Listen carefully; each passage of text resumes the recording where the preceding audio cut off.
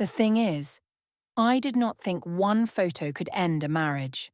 Two glasses, one rooftop wall, and my husband holding my phone like nothing was wrong. I only wanted him to see how another man looked at me. Then Elliot sent me the version where he had removed himself completely. By morning, everyone understood the picture before I did. My name is Harriet Lane. I was 33, and I worked as a senior guest experience strategist for boutique hotels. The thing is, I believed I understood beauty because I knew how to make strangers feel chosen the second they entered a room. Two white lilies, one brass luggage cart, and a black phone strap on my wrist felt like small things then, not warnings. That afternoon, the hotel lobby smelled of grapefruit perfume, floor polish, and wet coats from guests who kept stepping in from the rain. I was moving orange branches in a tall ceramic vase because the first investor tour would arrive in 20 minutes. A crooked flower can make a rich person doubt a whole building. That was what I told myself, at least. Elliot came through the glass doors carrying my dinner in a brown paper bag. He was my husband. 9 years together, married 5, and still he remembered that I forgot food when a room needed me. He also held my phone strap between 2 fingers. The black leather had split near the metal loop, and he had repaired it with neat, dark stitching. He said it should hold now. He said I always dropped my phone when I carried sample boards and coffee together. That was Elliot. Practical love, quiet repair, no audience. Marcy was behind the reception desk, pretending to check tomorrow's guest list while watching him. After Elliot left, she said my husband had emergency exit energy. She said he looked like the man you called when a heater broke, not when your life needed heat. I told her not to be cruel. Of course I smiled before I said it. The smile stayed with me longer than the joke should have. At home, Elliot stood in the kitchen while rain tapped against the windows. He asked softly if something had changed between us. Not who had said what, not why I was late, just what had changed. What he meant was that he missed me. What I heard was that he wanted me to explain myself like a guest complaint. I told him work had been heavy. I said launches made everyone dramatic. I turned the black phone strap around my wrist and said nothing real. My phone lit up beside the fruit bowl. Theo March had tagged me in a hotel photo from earlier that week. I was laughing near the lobby bar, face turned toward the light, looking like someone had just been selected from a room. I smiled before hiding the screen. Elliot saw that too, because quiet men see small things first. The agency coffee bar near the hotel office smelled like burnt espresso and grapefruit hand cream. The thing is, I went there to talk about work, not Theo. 2 cups, 1 narrow counter, and my repaired black phone strap tapping against the glass every time I moved my wrist. Marcy sat beside me with her sunglasses still on her head, though it was raining outside. She asked if the hotel photographer had sent more pictures. I said Theo was not the hotel photographer exactly. He was a brand consultant with a camera, which sounded more professional and less like the beginning of a problem. Marcy smiled into her coffee. She said men like Theo did not photograph women unless they wanted them to know they were visible. I told her she made everything sound cheap. She said I made everything sound safe. That was the first exchange of the day, and it changed the air around me. Before Marcy said it, Theo was a work contact. After she said it, he became proof I had not imagined the way he looked at me. Theo arrived at the planning room later with a folder under one arm and his camera bag across his shoulder. He was 37, careful in the way men are careful when they want to leave every door open. He praised the lobby redesign in front of rear from Hotel PR. Then he looked at me and said the room looked hungry because I knew where to put silence. It was an absurd sentence. It should have made me laugh. Instead, I remembered it all afternoon. Elliot would never have said that. He would have said the lighting was warmer near the west wall. He would have asked if the investors needed a second coat check. He would have been useful. Useful had once been a beautiful word in our house. Lately, I kept hearing it like a drawer closing. At the rooftop launch terrace that evening, the stone was still wet from rain, and the glass railing showed the city in broken pieces. Staff moved around me with trays. Ria kept asking whether the guest list had been updated. Theo stood near the branded photo wall, taking test shots of the lights. Elliot called at 8:16. I remember the time because I was holding a clipboard, and the corner of it had left a red line across my palm. The launch had ended for guests. The vendors were packing cables. Theo was still there, leaning over his camera, showing me a picture where my face was caught between the terrace lamps and the dark sky. I let the phone ring. Small things, I told myself. One missed call. One late night. No crime. Theo asked if my husband minded events running long. He said husband like the word was a coat left on the back of a chair. I told him Elliot minded anything he could not prepare for. Theo smiled like I had given him a private note. When he asked where to send the edited photos, the hotel communications email was printed on the card in my hand. I still opened my personal contact screen. My thumb moved quickly, like it had decided before I did. I gave him my number. That was the first active choice. Not the photo wall later. Not the group chat. That small decision, made under terrace heaters, while staff folded linen behind us. At 8:42, I texted Elliot that I was stuck with the vendor team. The vendor team had left through the service lift 10 minutes earlier. When I got home, Elliot was sitting at the kitchen table with 2 plates covered in foil. He had not eaten. The room smelled like roasted chicken and orange tea. My black phone strap lay against my wrist, repaired and ordinary, while Theo's name sat bright on my screen. Elliot asked why Theo had sent me a photo after midnight when the work account had already received the files. Specific and factual. One incident, one real question. What he meant was that the shape of our marriage had started to worry him. What I heard was that he had begun counting my messages. I said hospitality did not stop at 5. I said vendors texted late all the time. I said he only cared because another man had noticed what he had stopped seeing. His face did not harden. That would have helped me. It only went still. He said he had not stopped seeing me. He said he did not always know how to say it in the way I seem to need now. There it was. Almost an answer. Almost heat. But almost made me angry. I told him that he said I looked beautiful when I was already leaving, like he had remembered a line from a manual. He looked down at the plate he had saved for me. Then he stood and put only his own plate in the fridge. Mine stayed on the table. The next day, Marcy asked if my husband had finally shown teeth. I told her he had shown receipts. She laughed, and I let that laugh settle over the part of me that knew I had lied.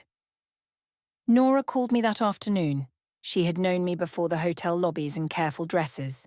She asked if I was all right, because Ria had said Theo seemed very comfortable around me.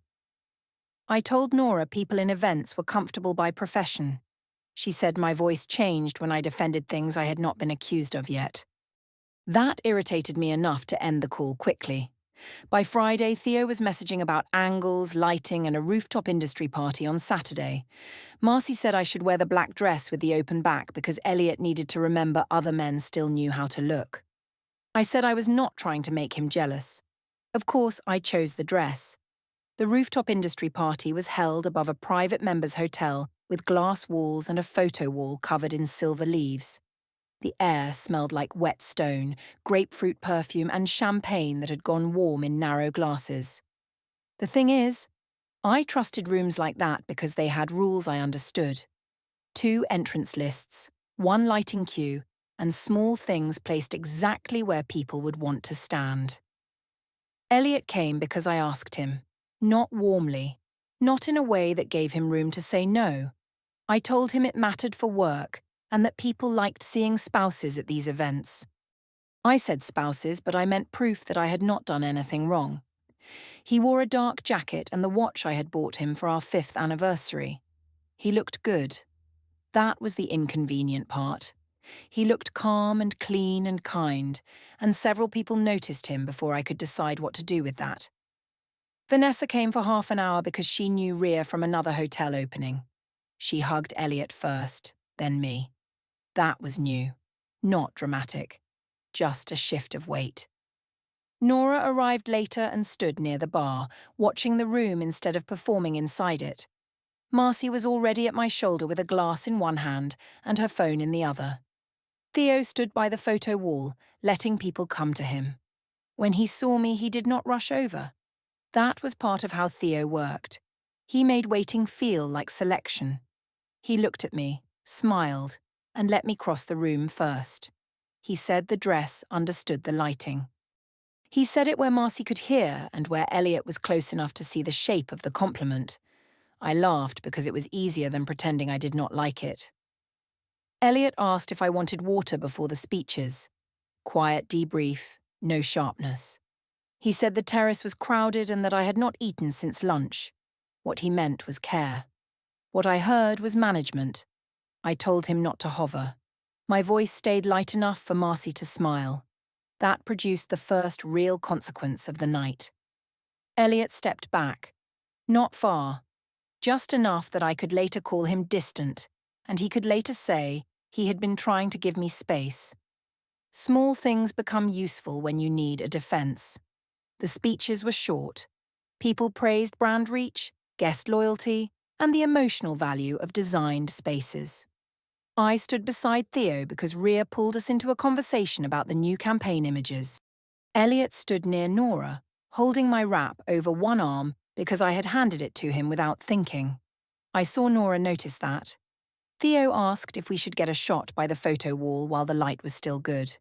He said it casually, like he would not care if I said no.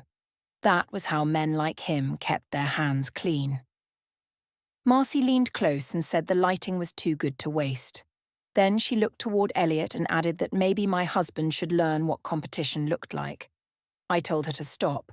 Of course, I was already smiling. I called Elliot over and held out my phone. He looked at the phone first, then at me, then at Theo.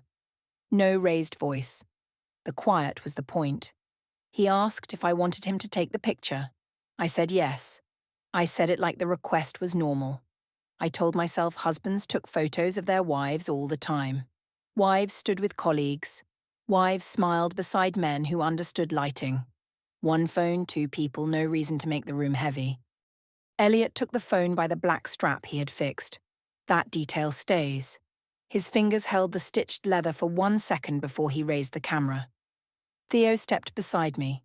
He did not touch me at first. We stood close enough for the photo to look polished. I tilted my chin the way Theo had taught me during the hotel shoot. Elliot took the picture. Marcy looked at the screen and said it was good, but safe. Safe. That word did something ugly to me. I told Elliot to take it again. Nora shifted near the bar. Vanessa's mouth tightened. Rhea looked down at her drink. Elliot did not ask why. He only lifted the phone again. This time Theo moved closer. His hand came near my waist, light enough that he could deny it later, visible enough that anyone looking would understand the point. I did not move away. I leaned in 1/2 inch because the camera was up and because some part of me wanted Elliot to show hurt where people could see it. He did not. His face stayed still behind the phone. That stillness felt like another failure. So I made it worse. I told him Theo knew my angles better than he did. The sentence came out bright, almost playful. A few people heard it. Marcy laughed first. Someone near the photo wall smiled because laughter is how rooms decide where safety is. Nora did not laugh. Vanessa did not either. Elliot took the second picture. The flash from another camera crossed his face at the same time, and for a second, he looked pale under the terrace lights. Not angry, not defeated in any grand way.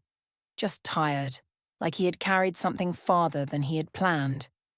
He handed my phone back by the strap. Theo looked at the screen and said the second one had better tension. Tension. I liked that word then. It sounded artistic instead of cruel.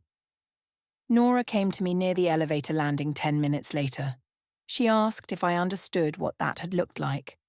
Calm voice. One real question.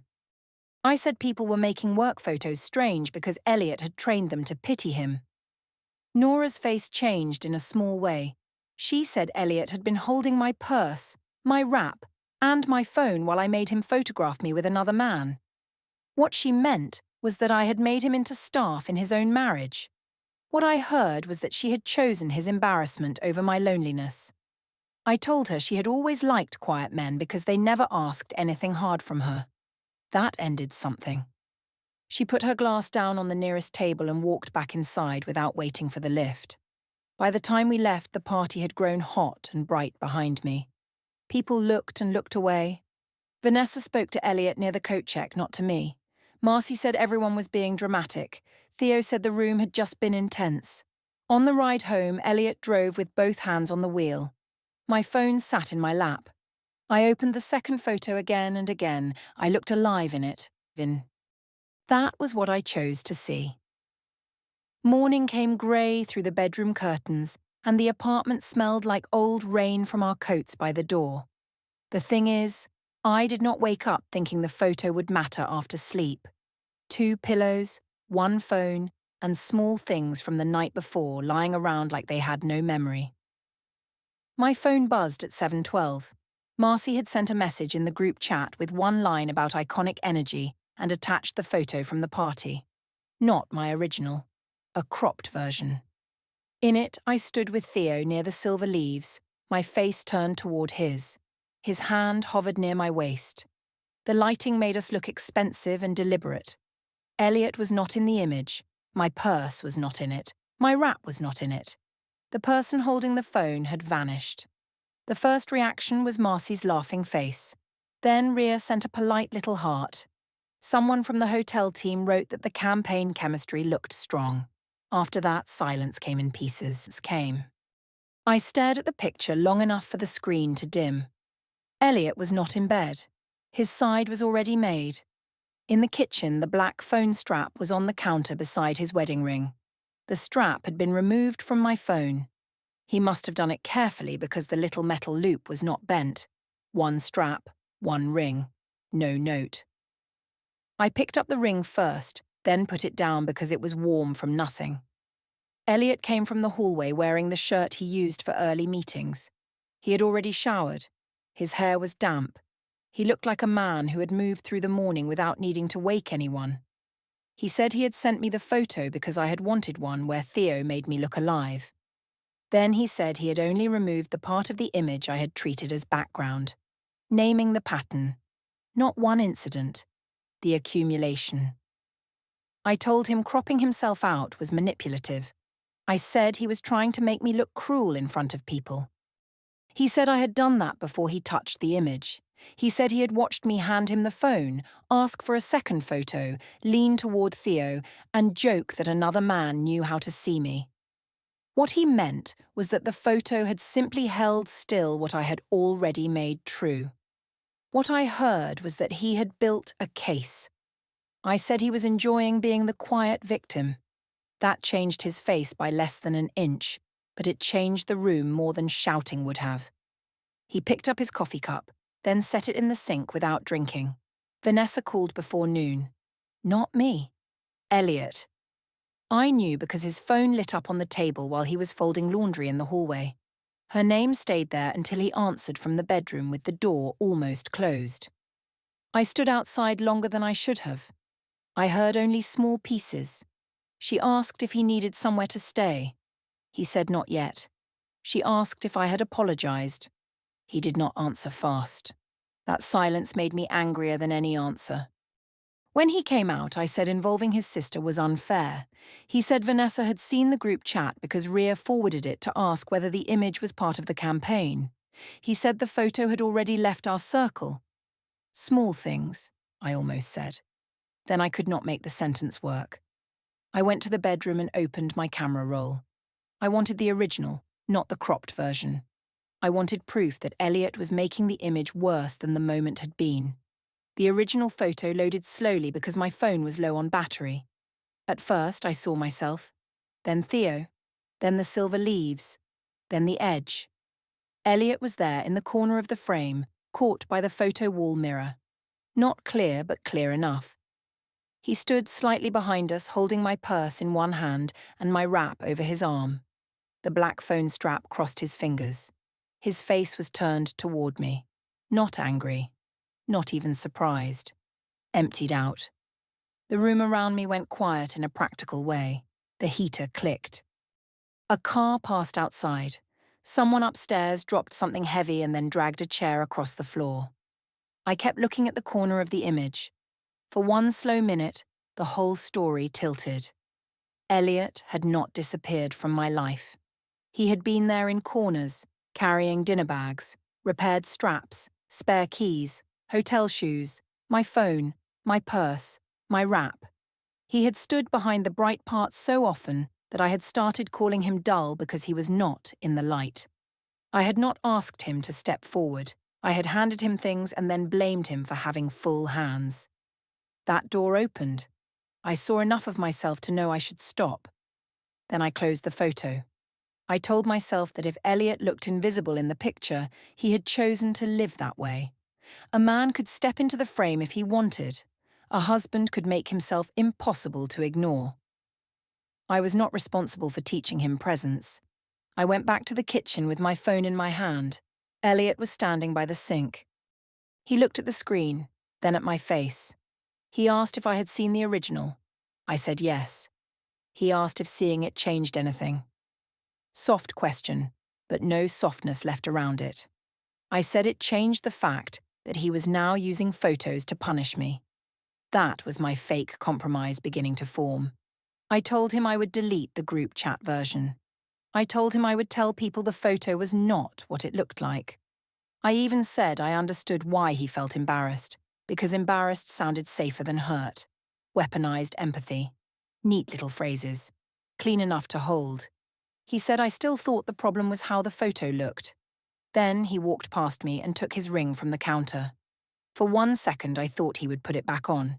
Instead, he placed it inside the small ceramic bowl by the door where we kept hotel key cards from trips.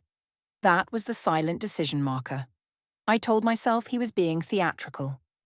The ring made one tiny sound against the brass room key from our first anniversary. It was not theatrical. It was organized. Vanessa's dining room smelled like lemon polish and roasted vegetables, which made the whole evening feel more domestic than it had any right to be. The thing is, I went there still thinking I could control the wording. 2 plates, 1 folded napkin, and small things arranged too neatly for a family meal. Elliot was already there when I arrived. He sat at the end of the table, not beside Vanessa, not opposite me, but in the chair closest to the hallway. His coat was folded over the back, his ring was not on his hand. Vanessa opened the door and kissed the air near my cheek. Not my cheek, near it. That was how the night began. I had texted Marcy from the car before going in. I asked if she could call me just for 5 minutes because everyone had made the photo into a trial. The message showed delivered. It did not show read. She had always answered quickly when the room was still fun. Inside, Vanessa poured water and did not offer wine. That felt pointed, though she never said anything about it. She asked why I made her brother take the photo. Calm and specific. One named event. One real question. I said it was a party picture. I said Elliot was standing there with my phone anyway. I said people were reading humiliation into something that had been awkward at most. Vanessa did not raise her voice. She said there was awkward, and then there was asking a husband to photograph his own replacement. The word replacement was ugly, too dramatic, too clean in the way it cut. Elliot looked at the table, not at either of us. I turned to him because Vanessa was not the person I needed to win. I said he had stopped making me feel beautiful before Theo ever held a camera. I said he only called me beautiful when I was already dressed and leaving. That was the one true thing. He did not refute it. He could not. His thumb moved once near the place where his ring used to sit. He said he knew. He said he had become careful with compliments because every time he gave one, I asked if he meant it or if he knew he should say it. What he meant was that my hunger had started eating the food it asked for. What I heard was that he had a reason ready. I told him he was making my loneliness sound like a scheduling issue. He said being lonely did not give me permission to turn him into a prop. Final and clean. No repeat. No begging. That sentence sat down at the table harder than any plate. My phone buzzed once. I looked fast, thinking Marcy had answered. It was Theo. He had sent a message saying the image was getting attention and that we should probably not feed the story by over-explaining. He added that people loved drama around harmless chemistry. Harmless chemistry. I read it twice under the table. Elliot saw my face change. He did not ask who it was. Nora was not there. She had not answered my apology-adjacent message from the morning, the one where I said things had looked worse than they felt. Vanessa told me without softness that Nora had called Elliot to check on him after leaving the party. Nora, who used to sit beside me at every hard room, had chosen another chair. I said everyone had turned one photo into proof of a whole marriage. Elliot said no. He said the photo was easy to show. The whole marriage had been harder to explain. That was when I tried the controlled partial truth. I told them Theo had flirted, yes, and I had liked feeling seen. I said nothing happened beyond the photo, and that should matter. I said I had been careless, not cruel. Vanessa folded her napkin once very slowly. She said carelessness that always landed on one person began to look less accidental. The dinner did not end with shouting. It would be easier to tell it that way. Instead, Vanessa cleared plates before anyone had eaten much. Elliot stood and thanked her for dinner. He did not touch my back as he passed my chair. He did not ask if I was ready to leave. He had come in his own car. That small fact waited outside like another person. The next morning at work, Ria called me into the small HR office behind the hotel lobby. It smelled like printer toner and the lemon cleaner they used on staff desks. She closed the door halfway and said the photo had become confusing because a few people thought it was part of the campaign, while others understood it was personal. She said personal situations could not look like brand material. Neutral words, sharp edges. I told her it was being handled. Of course, it was not. On my desk, a campaign folder sat open with Theo's latest contact sheet. I saw my own face in 3 pictures and could not tell whether the expression looked powerful or cornered. I texted Theo asking if he could clarify to Ria that the photo had been casual and professional. He answered an hour later that he would rather not put anything in writing yet. There was Agenda B, though I did not call it that. Theo liked doors. He liked being close to them. Marcy still had not answered. One delivered message. One grey profile circle. No explanation. Her absence looked small on the screen and large in my hand. By evening I went home and found Elliot in the hallway with a cardboard box near his feet. Not packed fully. Just open. Inside were 2 shirts, a charging cable, and the old folder where he kept room key cards from our trips. I asked if he was leaving. He said he was staying with Vanessa for a few nights. Clean. Final. No drama. I said that made him look like he was running before we had a real conversation. He said we had been having the same conversation for months. He said I kept asking for proof that he wanted me, then punishing every proof that did not look like applause. What he meant was done. What I heard was a door locking from the other side. I followed him to the entrance and told him that Theo had only made visible what was already missing. I said Elliot could not crop himself out and then blame me for noticing the empty space. For the first time, he looked directly at me for more than a second. He said I had not noticed empty space. I had created a vacancy and invited an audience to admire it. Then he picked up the box. The black phone strap was no longer on the counter. I did not know where he had put it. That bothered me more than the box because the box was obvious. The missing strap meant he had made another small decision without asking me to witness it. Before he left, I asked what happened next. He said the next conversation would happen in a room where nobody laughed. His silence after that was more frightening than any speech. The mediator's conference room was on the 3rd floor of a converted townhouse with cream walls and narrow windows that showed the tops of wet taxis below. The table smelled faintly of furniture polish. The thing is, I arrived expecting terms for a separation, not the end placed in a labelled folder. 2 pens, 1 glass pitcher, and no small things left to dress up. Elliot was already there with his lawyer and the mediator, Caroline Voss. Nora sat near the window as witness. She looked at me once, then looked down at her hands. The document was a petition for dissolution of marriage with a proposed separation agreement attached. The phrase sat at the top of the page in plain black letters. I took the folder and smoothed the corner with my thumb, the way Elliot used to smooth hotel receipts before filing them. Caroline said the timeline included supporting materials already provided by Elliot. Not cruel, not sympathetic, just true. The materials were printed behind the agreement. The original photo, the cropped photo, screenshots from the group chat, my messages to Marcy, Theo's careful sentence about harmless chemistry, Nora's statement that I had asked Elliot to take the second photo after Theo moved closer. I read Theo's name on the page and then looked at Nora. She did not apologize.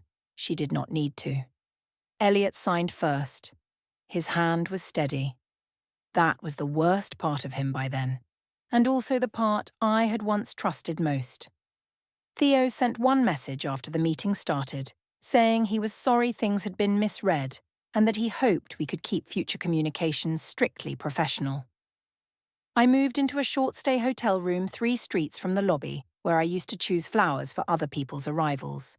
My half of the joint savings went toward deposits, fees, and the kind of furniture that arrived flat in boxes. Nora stopped answering except for practical messages about items I had left at her apartment. Marcy muted the chat and later told Rhea she had never encouraged anything beyond party banter. Theo removed the rooftop image from his portfolio and stopped tagging me in campaign drafts. At work, Rhea reassigned the next photo-led launch to someone who had not become part of the story. The thing is, I thought public desire would protect me from private fading. I thought if 2 men looked at me from different sides of a room, I could not be left unseen. What it cost was not one photo. It was the person standing in the corner, holding everything I kept handing away. The black phone strap was on the counter when I collected my last box from the apartment. Elliot had fixed the thing I used to photograph him disappearing.